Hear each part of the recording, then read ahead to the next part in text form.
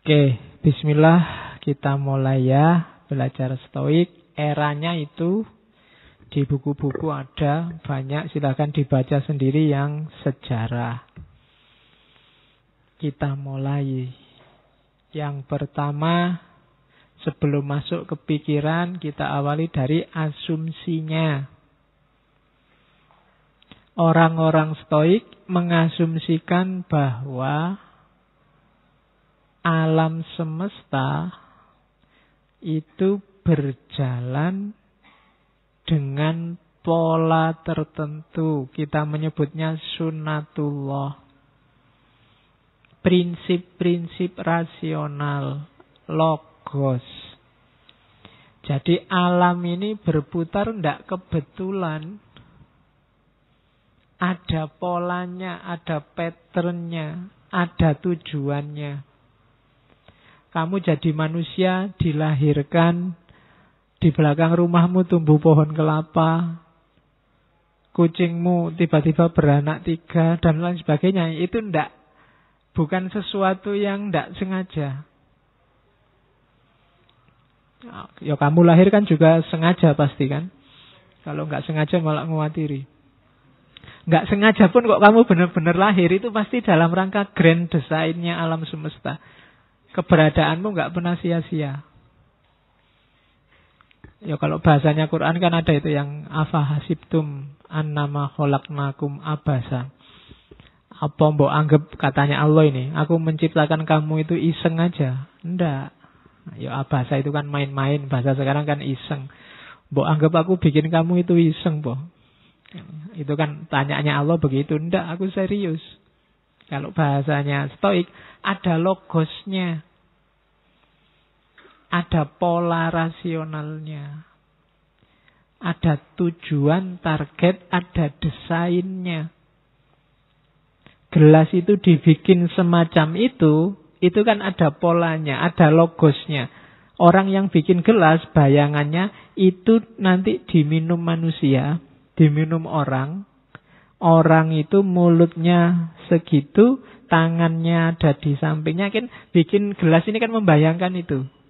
Karena tujuannya untuk manusia, maka desainnya semacam itu. Itu kan namanya tidak asal. Ada desainnya yang dituju. Kalau memberi minum sapi misalnya, nggak gelas kayak gini, nggak nyampe sapinya. Sapi juga nggak bisa tos. Jadi gelasnya dibikin ember besar, kasih air biar dia nunduk. Ini namanya ada logosnya. Ada tujuannya, tidak asal. Alah yang penting minum gitu aja toh Pak Lunda. Gelasnya dibikin yang sekiranya manusia bisa minum. Alam semesta diciptakan Allah juga begitu, kayak kita menciptakan gelas tadi. Segalanya ada tujuannya, ada polanya.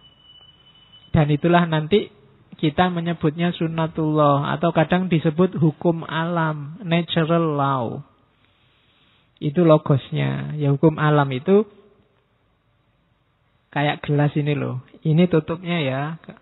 Ini tutupnya. Ini gagangnya. Ini wadahnya. Ini kan logosnya. Yang dipegang ini, jangan ini. Minumnya dari sini. Jangan dari sini, tidak keluar airnya. Kan gitu. Itu ada logosnya, kamu nggak bisa ngawur. Berhadapan dengan alam semesta juga begitu. Dia ada polanya. Pahami ini. Kalau nggak paham, kamu nggak bisa minum. Nggak ada sedotannya ya jangan disedot. Kan begitu. Bismillah, silakan diminum, nggak apa-apa.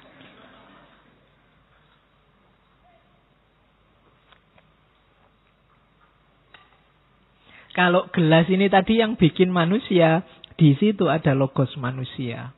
Alam semesta ada logosnya Tuhan. Karena dia berasal dari Tuhan.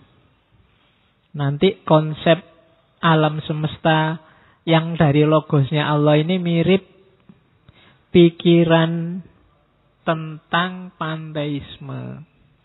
Jadi dalam diri alam semesta ada kandungan Tuhannya. Agak susah ngomong kandungan. Dalam gelas ini ada bau manusia. Bau dalam tanda petik ya. Ya bukan berarti habis tak sentuh terus mambu aku urung adus. Jadi jejaknya manusia kan kelihatan di situ. Karena yang bikin manusia. Laptop ini kan terasa jejaknya manusia yang bikin. Di sini ada manusia. Kalau kamu tiba-tiba misalnya jalan di tengah hutan, sepi, tidak ada siapa-siapa, nemu laptop, oh ada manusia mesti di sini.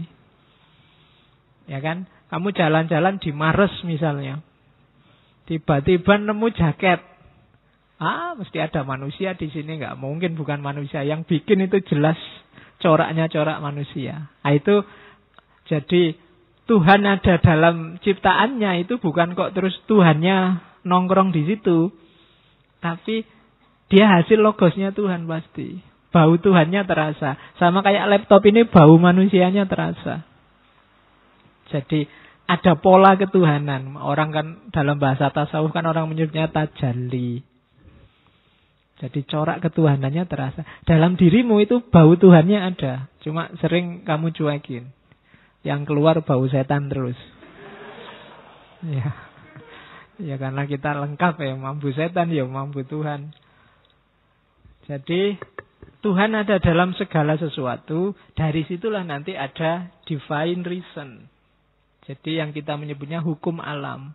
Dan ini sifatnya pasti. Sepasti gelas ini. Bahwa ada gagangnya, minumnya dari situ, naruhnya semacam itu. Kalau kebalik naruhnya ya tumpah. Berhadapan dengan gelas ini kan kamu nggak bisa, kita kan bebas Pak, mau tak minum dari bawah, kan suka-suka saya, ya minum nanti tidak keluar airnya. Jadi dari situ nanti lahir gagasan bahwa alam ini sudah diciptakan dengan hukumnya, semua tinggal mengikuti hukum ini. Itu yang nanti dalam filsafat namanya fatalistik. Sudah ada polanya, sudah ada blueprintnya. Tinggal dijalankan, termasuk manusia. Jadi, oleh karena itu, agar desain tadi berjalan, hasilnya sesuai yang kita inginkan, semuanya harus menjalankan perannya masing-masing. Termasuk manusia. Ya manusia ya jadilah manusia yang baik. Jangan jadi hewan, jangan jadi tumbuhan, jangan jadi barang, benda. Berpelana sebagai manusia. Tutupnya gelas, ya jadilah tutupnya gelas. Gagangnya juga jadilah gagangnya gelas. Karena begitu malfunction, begitu nggak jalan, alam semesta akan chaos. Kalau itu gelas, kamu nggak bisa minum. Harusnya tutupnya kamu jadikan gagangnya, ya buyar. Sama, ketika hukum alam ini tidak kamu patuhi, yang terjadi kacau. Kalau sudah kacau, ya tujuan tadi, grand design tadi, tidak ada manfaatnya, merusak. Sama kayak laptop ini tadi kan bau manusia. Kalau jalannya tidak sesuai dengan peruntukannya, ya mesti kacau. Harusnya dia keyboard, tapi pura-pura jadi mouse. Harusnya layar, pura-pura jadi kabel, susah. Mesti kacau. Nah, masing-masing ada perannya, ada fungsinya. Untuk bisa harmonis, semuanya harus berperan sesuai fungsinya masing-masing. Itulah nanti pandangan Stoa. Awalnya di situ. Dari situ terus berarti manusia juga begitu. Iya, manusia juga begitu. Jadi manusia itu bagian dari alam. Istimewanya apa? Dia punya nalar, punya reason. Satu-satunya komponen alam semesta yang nyambung langsung sama Tuhan itu manusia. Bagian apa yang nyambung? Reasonnya, nalarnya, akalnya. Jadi akal ya, bukan otak. Akal itu lebih ke fungsi berpikirnya. Kita mikir itu kan semacam mekanisme. Kalau laptop itu kan prosesornya. Dari situ kan dia bisa ngapa-ngapain. Nah, manusia juga dia binatang yang berpikir. Binatang yang bernalar sejak awal. Ini diawali dari Sokrates, Aristoteles mendefinisikan ini. Jadi manusia ini khusus karena dia bisa berpikir, cuma dia juga bagian dari alam semesta. Jadi manusia punya dua tugas sekaligus akhirnya. Yang pertama apa? Memposisikan dirinya selaras dengan alam semesta dan ngopeni sekelilingnya agar menjalankan perannya masing-masing.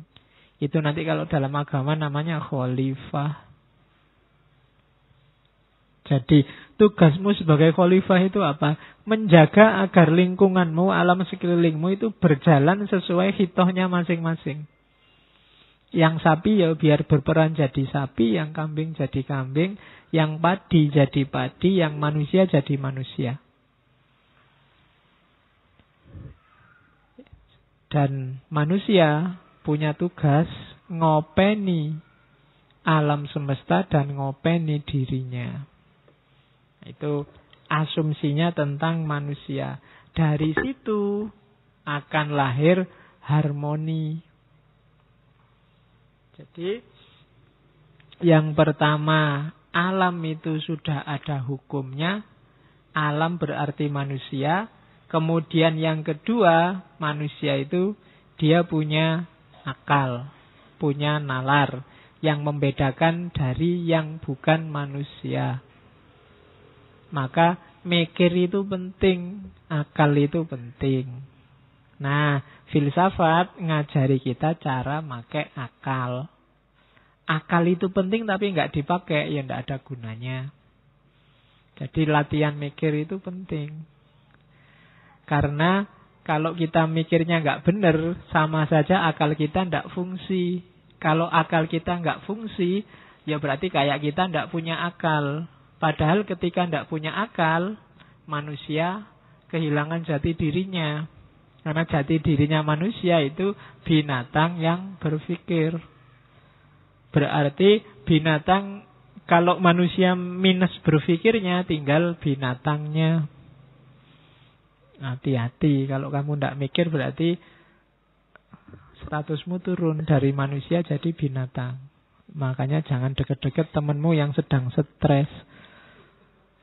Judek aku ora iso mikir, hati-hati itu.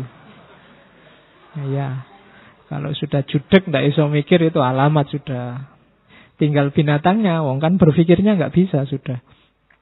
Oke, jadi manusia itu berpikir mandiri, tapi dia juga terikat oleh hukum alam. Karena dia bagian dari alam semesta.